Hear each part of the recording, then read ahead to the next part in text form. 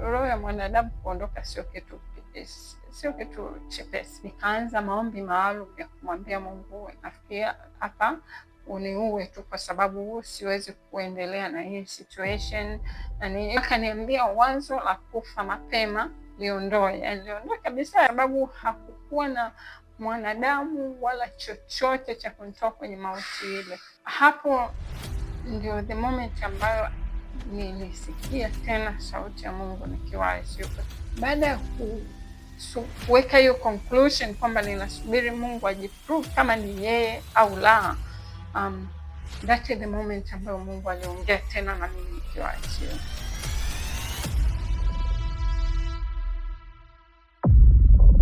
Habari mpenzi mfuatiliaji wetu wa YouTube channel, jina Grace Godfrey Raymam. Ninashukuru kwa kuendelea kutufuatilia kwa episodes zilizopita, na kama bado hujasubscribe basi enda kwenye button ya subscribe. Lakini pia kwa ambaye haujafuatilia sehemu zilizopita, basi unaweza ukarudi nyuma ukafuatilia. Naitwa Grace Godfrey Raymam. Instagram ninatumia Grace Godfrey Raymam, Grace G Raymam. Facebook ninatumia Grace Godfrey Raymam. Unaweza ukafuatilia pia kwenye hiyo mitandao mingine ya kijamii. Na kama una maoni ama una ushauri ama una swali ama chochote, basi utaweka kwenye comment box, na kuna namba itakuwa ina pop up pia. Unaweza ukatutafuta kwa WhatsApp. Shuhuda wote huu upo ndani ya hiki kitabu, Jipo Ndani ya Ubongo, na humu nimeelezea vizuri kwa kirefu kama unataka kupata everything in one time. Lakini pia kuna picha za matukio mbalimbali. Mungu kubariki unapoendelea kufuatilia. Sehemu iliyopita nilikuwa naelezea hali ilivyobadilika nikiwa ICU, na hali ikawa mbaya sana, na Mungu akanikumbusha maandiko mawili ya kuhusiana na kutoka mautini. Moja ni Mungu wetu, kwetu sisi ni Mungu wa kuokoa.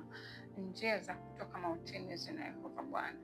Andiko la pili ni sitakufa bali nitaishi, na nitasimulia matendo makuu ya Bwana. In that state sikuwa na uhisi uwepo wa Mungu kwa wakati ule, na ni kama sio mimi ambaye Mungu alikuwa akiongea na mimi vitu vingi kabla na nini. Kwa hiyo nilikuwa naelezea last episode jinsi ambavyo hali ilikuwa ngumu sana, na zile alama za kuindicate kwamba huyu mgonjwa ana hali mbaya zilikuwa zinaongezeka spidi, na kuna wakati zinaongezeka inakuwa utafikiri ni alarm za moto.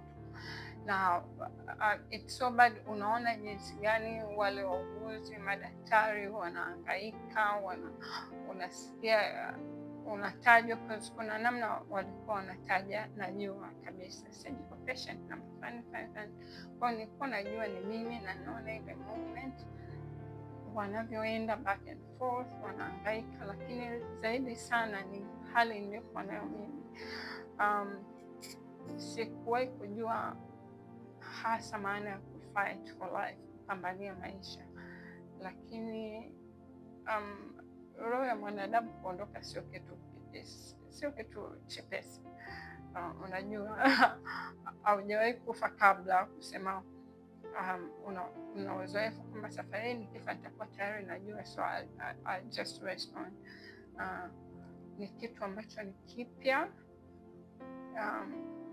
ni kitu ambacho pia kwa wakati huo sikuwa tayari ku encounter that. Nilikuwa najua ninaishi, najua natakiwa kuishi. Kwa hiyo haukuwa wakati wangu, naamini ndio maana huo utayari haukuwepo. Sio kwamba nilikuwa naogopa nikifa sitaenda mbinguni, lakini sikuwa tayari. It was not time for my death yet. Kwa hiyo nilikuwa na pambana, in the reasons of pambana. Kuna wakati nilikuwa natamani nipate sauti ya nje, ama mtu aniambie Grace, pambana, utashinda. Na nilisema nyuma, hiki kitabu nimekidedicate kwa wagonjwa wa ICU ama watu ambao na wagonjwa wao wa ICU. Pengine sio wote wanapitia hali ngumu kiasi hicho, lakini kuna wakati ule mgonjwa aliye kwenye critical situation ICU anatamani mtu amwambie bado tunakuhitaji, pambania maisha, Mungu yuko upande wako, atakusaidia. Kwa sababu ni state ambayo wakati mwingine tunaona kama yule mtu amelala tu ama amepoteza fahamu, hajitambui. Kumbe katika uhalisia anajua kinachoendelea, ana sense kinachoendelea na yuko kwenye wakati wa kupigania maisha. So kama imetokea una mgonjwa kwa ICU, kwanza ninaomba Mungu amsaidie, lakini pia ukipata nafasi kuongea naye, hata kama unaona respond, hafanyi chochote, ni muhimu kumwambia vitu vya kumtia moyo, na zaidi sana kumwambia kuhusu upendo wa Mungu ili afungue moyo wake kwa ajili ya upendo wa Mungu. Anyway, so nilikuwa kwenye hiyo hali na ilikuwa ngumu sana. Nilikuwa najitahidi, nakemea, nakataa mauti, na mimi sasa ninaofahamu kuhusiana na mauti, kuhusiana na uzima, kuhusiana na maisha, na nilikuwa nafanya hivyo. Namshukuru Mungu for the grace, lakini bado ilikuwa ngumu sana. Yani haikuwa rahisi, nilikuwa kwenye wakati mgumu. Nafikiri the most difficult moment kuwahi kupita kwenye maisha yangu. Kwa hiyo tuliendelea kupambana, mimi na madaktari, naweza kusema na wauguzi, na hali ilizidi kuwa mbaya. Nakumbuka hali ilikuwa mbaya, ikafika wakati ambapo unajua ukiwa unakufa, unajua kabisa hapa sitoboi. Na mimi nilifika hiyo moment ambayo niliona kabisa kwa hakika, kwa hali niliyofikia sasa hivi, hamna namna naweza kuchomoka isipokuwa kama huyu Mungu ambaye nimekuwa nikimwamini, nikimwabudu ni wa kweli, then yeye ndio atakayenichomoa. Mimi nimeokoka nikiwa mtoto mdogo kabisa, nikiwa hata miaka 10 nilikuwa sijafikisha. All my life, all what I know about is God. Yani sijui maisha nje ya wokovu, sijui maisha nje ya Kristo.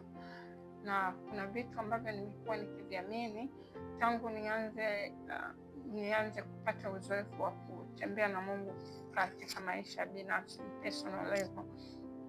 Kuna vitu ambavyo nimekuwa nikiviamini. Ninakumbuka kuna kipindi fulani nikiwa nimemaliza chuo, nafikiri nikiwa nimemaliza degree ya kwanza, nilipitia wakati fulani mgumu kwenye kutembea kwangu binafsi na Mungu. Siwezi kuelezea details, lakini kwa level yangu ilikuwa ni kipindi kigumu sana, na katika uchanga wangu naweza kusema niliona kama I cannot take it. Kwa hiyo nikaanza maombi maalum ya kumwambia Mungu, nafikia hapa uniue tu, kwa sababu siwezi kuendelea na hii situation. Na nilikuwa tu ni kwa mahusiano binafsi na Mungu. Kwa hiyo nikamwambia Mungu, naomba tu unichukue, na hii siwezi kuendelea na hii situation na nini. That is the time ambayo Mungu alinihakikishia kwamba Grace, hautakufa katika umri mdogo, na nilihakikisha kwamba ni yeye. Kwa akaniambia wazo la kufa mapema liondoe, yani liondoe kabisa katika vitu ambavyo hutakiwi kuwaza. Ni kwamba yani hata hutakiwi kuruhusu akili yako ifikirie ni kwamba you will die at young age, utakufa kwenye umri mdogo. Hicho kitu hakitatokea. So nikiwa ICU, wakati ninajua kabisa hapa hamna namna ninaweza kupona, nikasema kama yule Mungu ambaye nimekuwa nikimsikia siku zote, alikuwa akiongea mimi na ndio aliniambia sitakufa kwenye umri mdogo, kama ni Mungu wa kweli, mbele ina maana yeye ataniokoa, kwa sababu hakukuwa na mwanadamu wala chochote cha kunitoa kwenye mauti ile.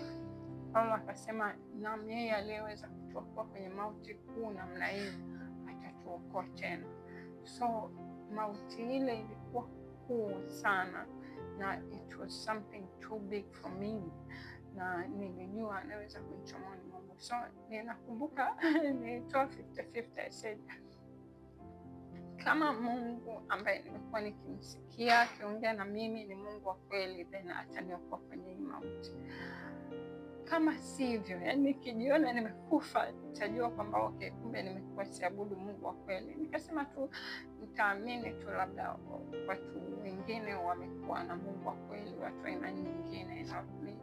So I gave God 50-50 ajithibitishe kama ni kweli yeye. Na honestly, kutokea kwenye moyo wangu nilikuwa tu na hiyo imani ya 50-50, na nilikuwa nasubiri kama kweli ni Mungu ajiprove, ajithibitishe.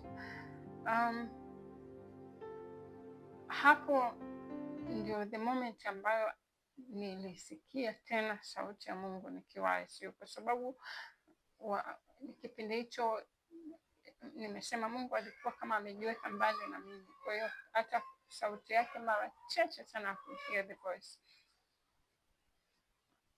Kwa hiyo hapo nikawa nasubiri kumprove Mungu, na kipindi hicho sauti ya Mungu ilikuwa imekuwa mbali, yani uwepo wa Mungu umekuwa mbali, na that is the moment unaelewa kwa nini Yesu alisema Mungu wangu, Mungu wangu, mbona umeniacha? Nafikiri katika hali ngumu sana, when the jaribu inapokuwa gumu sana, inapofika critical, uwepo wa Mungu ni kama unajitenga mbali, ili tu nafikiri ili kile kinachotakiwa kukamilika kikamilike. So baada ya kuweka hiyo conclusion kwamba ninasubiri Mungu ajiprove kama ni yeye au la, that is the moment ambayo Mungu aliongea tena na mimi nikiwa ICU. Sasa nikirudi nitakwambia aliongea nini na then what happened, kitokea nini baada ya hapo. Asante kwa kuendelea kutufuatilia. Basi usisahau kusubscribe, kulike na kushare. Mungu akubariki. Asante.